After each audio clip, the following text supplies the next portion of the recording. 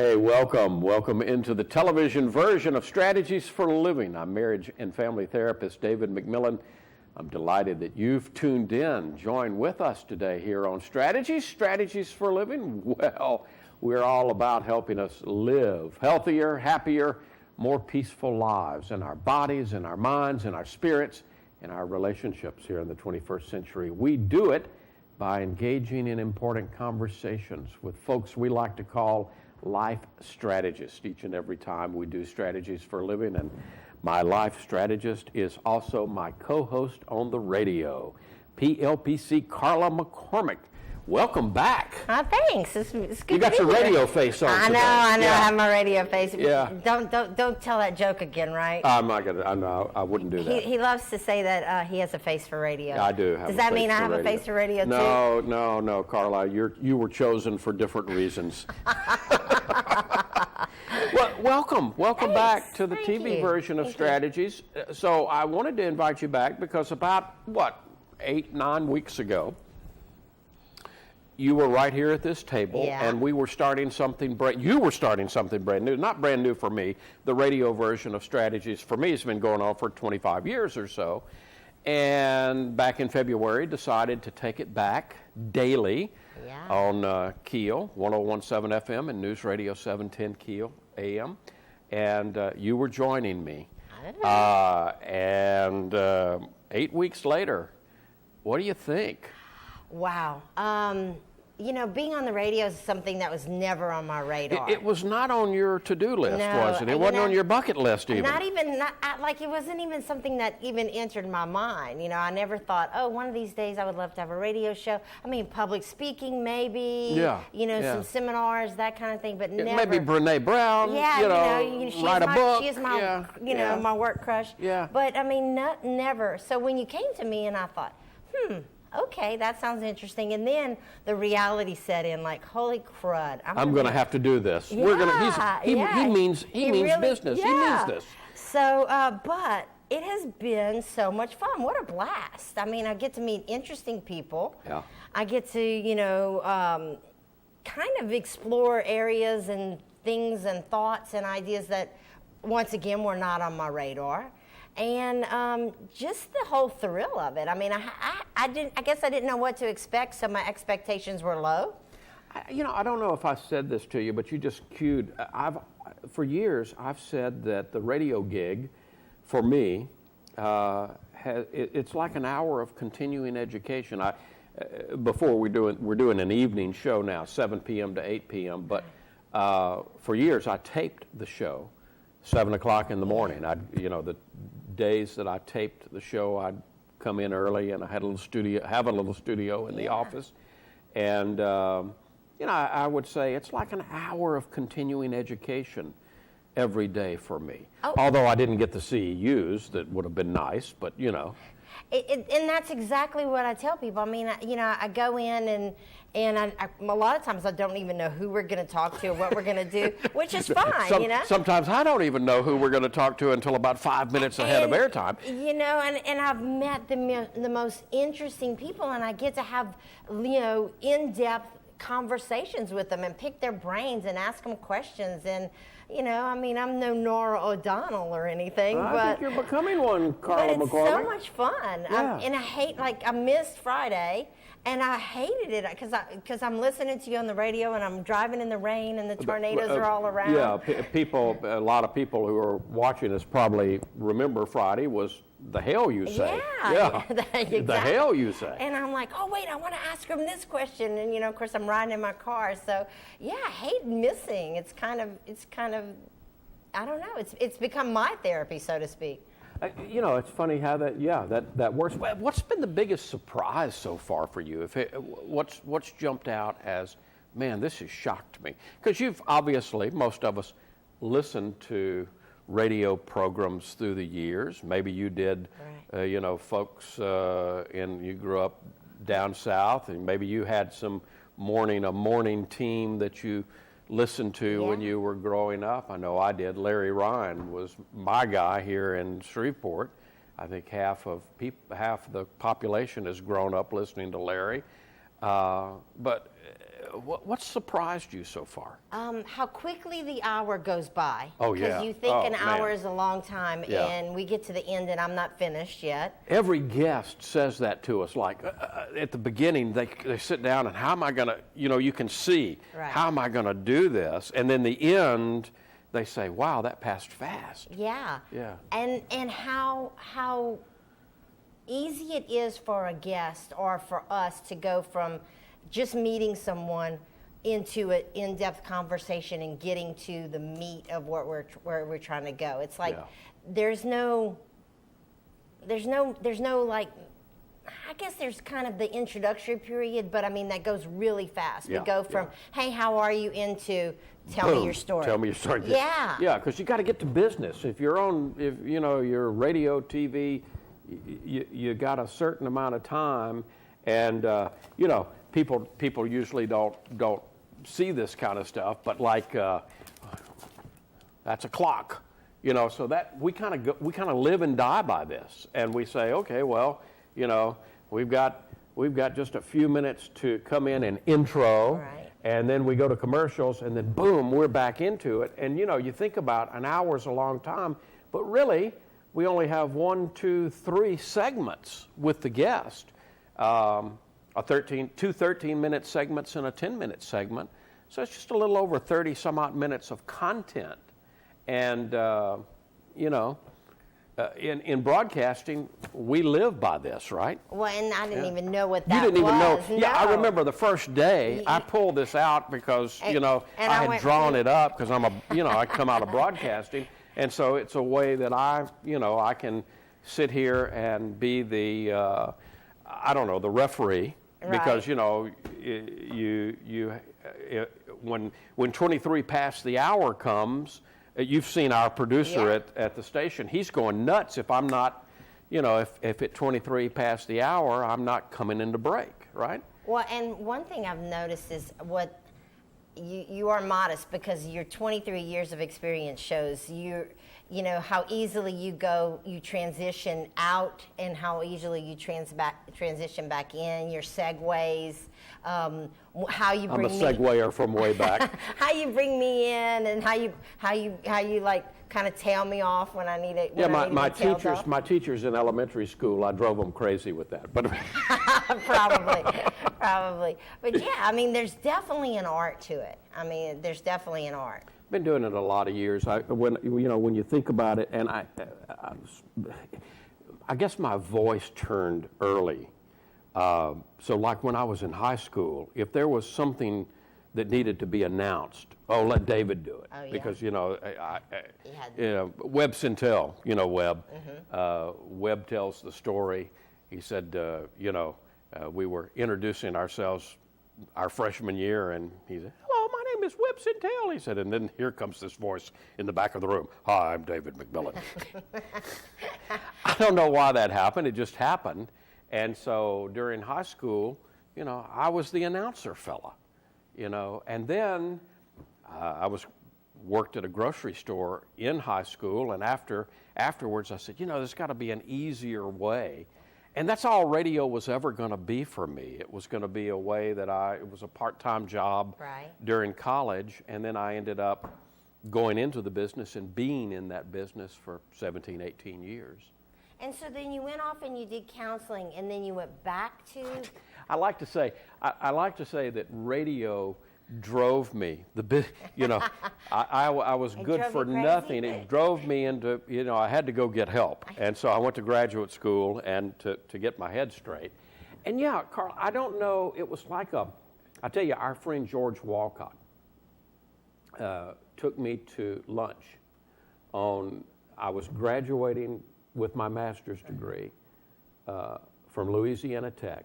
It's the only lunch George has ever bought me, by the way, and maybe we need to invite him so I can remind him of that.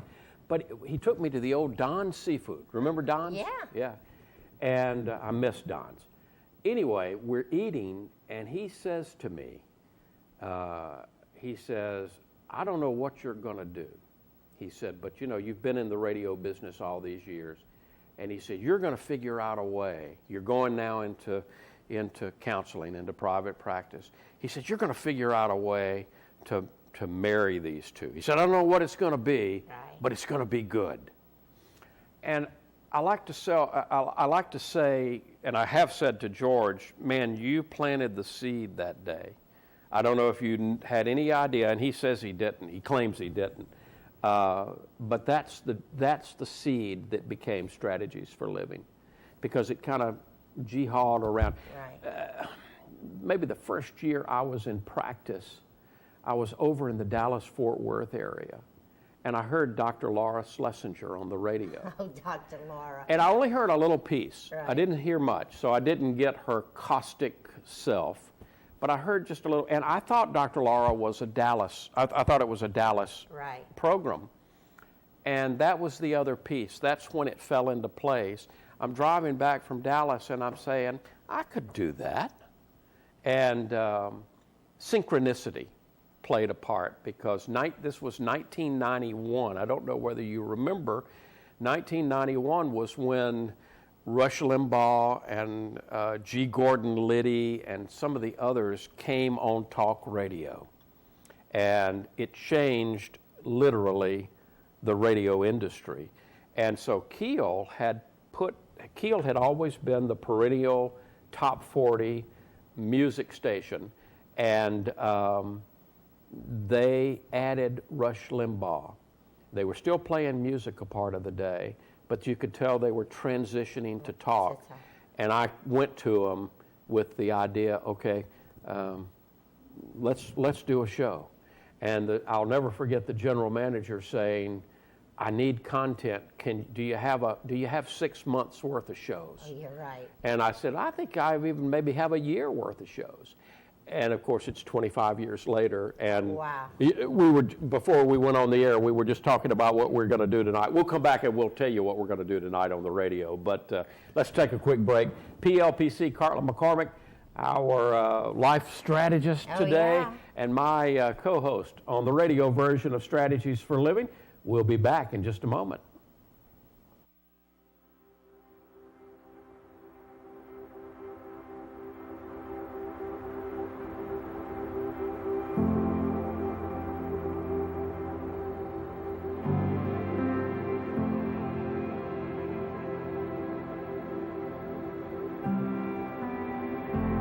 We love track and field because it's very clear cut, it's measurable, and it's fair.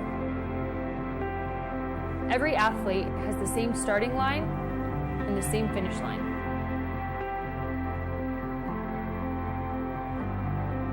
The first time we met our World Vision sponsored child, Philemon, we realized that he didn't have the same starting line in life that we had. The setup of the race wasn't fair. He didn't have simple things like access to clean water, health care, or a good school to go to.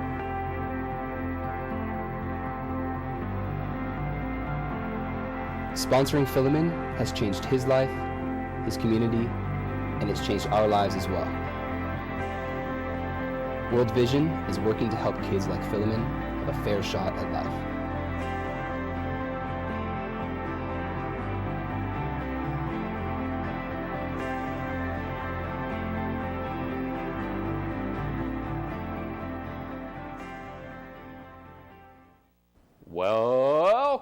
Welcome back into the television version of Strategies for Living. I'm marriage and family therapist David McMillan with PLPC Carla McCormick. And yes, we are on the radio every evening, Monday through Friday. And for Strategies for Living, where are we at? 101.7 FM and 710 Keel, 710 AM Keel.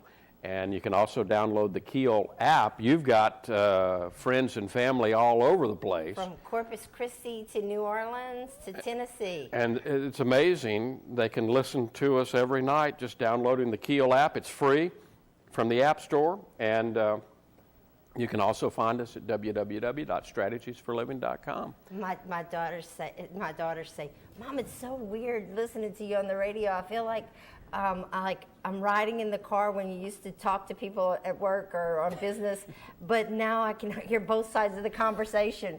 All right, so I close the show every day with, if today were the last day, and occasionally I'll do it on the TV, but if today were the last day of your life, you only had one more phone call to make, who would you call, what would you say, and why are you waiting? And I hear on the other side of the room, call your mother.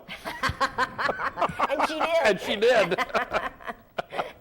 Yeah. Well, there are perks to this job, There right? are perks to their job. Yeah, like, we got to meet the Bishop Duca. You got to meet Bishop Duca, yeah. And, authors galore. I mean, last week we met the guy who wrote the book about Martin Luther King infiltrator. Yeah, the photographer that was how an interesting was FBI that? agent. He was a double agent, if you will. Yeah. Yeah, we get to learn all kinds of things that otherwise you wouldn't get to learn. No, and meet people that just stretch my brain and my thought process. So. Yeah, you wanted to be there Friday because the Bill Bennett, who in Australia, he's a film producer in Australia. He's won all kind of the equivalent of what we would call Oscars and Emmys. I think he's won 3 equivalent Oscars in Australia and been nominated, I think, for 2 Emmys. Anyway, he's got a movie coming up. It'll be here on the 24th of April at the Boardwalk, and it's on intuition. It's Intuition PGS, your personal guidance system. It's going to be 7:30 at Stadium 14 at the Boardwalk. I know we have to do something because I really want to go to that. Yeah. I really want to. Yeah. He's going to be back on with us live in the studio on Monday the 23rd, and then maybe we'll bring him in for the television version here on the 23rd also. Yeah, I didn't even think about that, but we'll see about doing that. So what are we going to talk about this evening? What are we going to talk about this evening? Occasionally we pull what's going on, just in the news, in psychology and mental health. So I thought we'd tackle. There's been a lot here recently out there on antidepressants. One of the news pieces that came out recently, first part of March, is an article asking. It's a perennial question. It comes up over and over again. Antidepressants, do they really work? There's been some meta-analysis that has finally, they say, put to bed the controversy on antidepressants, clearly showing that these drugs do work. But for a long time, there's been question marks. The large pharmaceutical companies, have hated the placebo effect. Right. Because so many times the placebo effect either gets close to what the antidepressant's effectiveness is, or even in some cases has surpassed it. Right. And so, but anyway, we'll talk about that this evening. We're also going to talk about, and this is the other side of that, can the longer-term use of antidepressants raise the risk of an early death? Wow. That's kind of an interesting article that has recently come out. And so it's looking at a lot of people. It's looking at 375,000 participants. So you'll have to tune in to find out about that this evening. And then another interesting thing is, this is the other side of it too, how long-term depression can alter the brain. God, we've been talking so much lately over the last 8 weeks about the brain. Yeah, we have. And what we're learning about the brain and ways that we can change the brain. I mean, back in the day when we went to school, we didn't think you could change your brain. We thought your brain was your brain. And of course, I killed a bunch of brain cells at LSU. But we won't talk about that here. Let's not talk about that. But that we thought you could only lose brain cells, that you Right. couldn't necessarily grow your brain. Now we know neuroplasticity. And I mean, so it's an exciting time to be in our field, because we're learning that learning new things actually physically changes your brain. Depression, and I'm glad we're talking about it. We've been on the air, back on the daily program for 60 days now, and we've yet to really talk about depression. And how many of our clients are depressed? It's like the common cold of mental health, isn't it? Depression and anxiety. Yeah, it's as the doctors, the family doctors treat all day long the flu and colds and Sinus infections and upper respiratory. Depression and anxiety is the Yes. equivalent of that for us. That's a good analogy. Yeah. That's a So good maybe we'll analogy. use that tonight. I like Yeah. it. Then the other thing that's interesting, and we may or may not get to this, but there's an article that came out at the end of March that said brain tissue actually reveals, with regard to treatment of major depression, some sex-specific gene changes. So men and women may each benefit, turns out, from different treatments for depression. Do you treat men and women different for depression? To be honest, if I'm honest with myself and if I'm honest with you, I am probably the most sexist guy. I'm probably a whole lot more gentle with women than I am with men. I tend to be with men, I think. Remember that TV commercial where the drill sergeant was the therapist, and the guy's sitting on the couch and he's whining, and the drill sergeant throws the Kleenex box at him and says, "You whiny so-and-so." Get up. Yeah, I'm not that bad. But if I'm honest with myself, I have to check myself because I tend to be harder on men than I am on women, and that's probably not fair to my sex. Right. But I do it. I mean, I gotta be truthful and honest with myself if I, want to be aware. Huh. Yeah. I'm a natural rescuer. That's another thing with me that is it's something that I've worked on for years in my own personal work.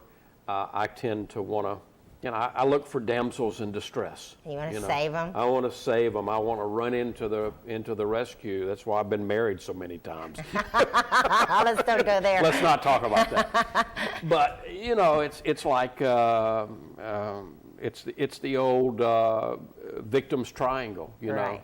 I look for victims, and every victim looks for a rescuer. And if you got the victim and rescuer thing going, there's somebody or something out there, persecuting. So I've been trying to really be aware of that more in the last few years. Yeah. Wow, I need to tune into that. And the personal growth never stops, huh? I mean, you think It really doesn't. clear one hurdle and then there's another. One of the things that has been interesting for me is people, and this comes mostly from being a therapist, but being a therapist on the radio, it's like, you go to therapy? You go see somebody? Well, heck yeah. We'd be crazy if we didn't. Right.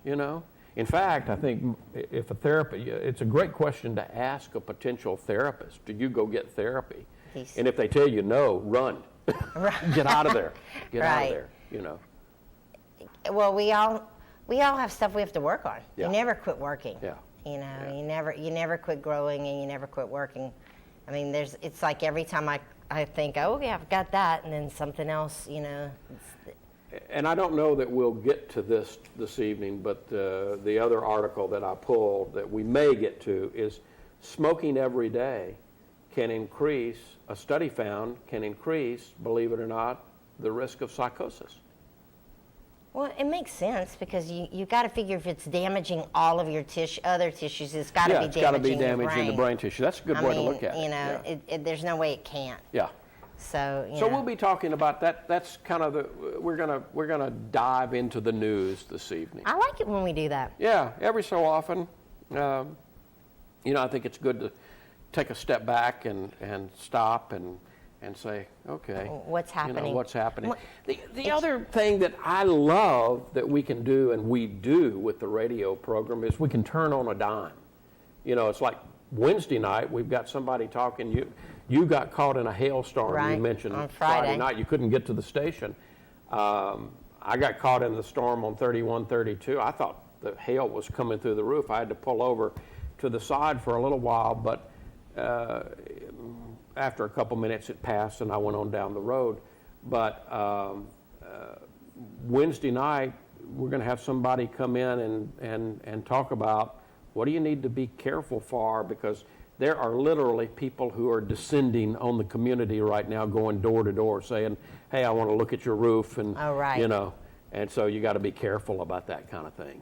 The come into town people The come who, into town people that'll stick a new roof up and then they're gone, and if you've got problems, what do you do? That's so sad. Yeah. Preying on people's kind of time of crisis. But that's what, I like the fact that we can be responsive on the radio program. It's Monday through Friday, so as opposed to doing a weekly show like this or like I used to do on the radio, you can't turn on a dime. But doing a Monday through Friday show, if something's coming up, boom, we can get on it. Well, and also I think being live that's where the kind of the rush for me is, and that's what keeps me on my toes. Is this is live, and that people are actually listening right now. So pay attention, be alert, be on point. She's had to learn not to say some words, but I our know. producer has worked with her on that. Okay, so I'll see you tonight on the radio. See you on the radio. Folks, why don't you see us on the radio? 1017 FM and 710 AM Keel, 7:05 p.m. to 8 every weeknight, Monday through Friday. For Carla McCormick, I'm marriage and family therapist David McMillan. See you next time here on Strategies for Living.